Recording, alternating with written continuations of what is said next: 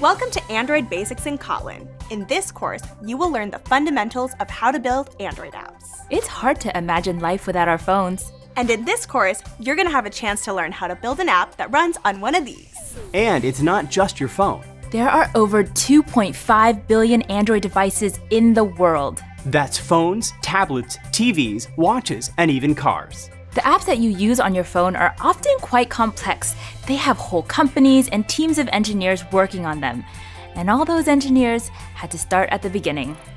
You'll learn how to use Android Studio, the tool we use to write our code. And you'll be learning Kotlin, the recommended programming language for developing Android apps. By the end, you will have built a collection of apps that will show you a glimpse of what's possible with Android. Welcome!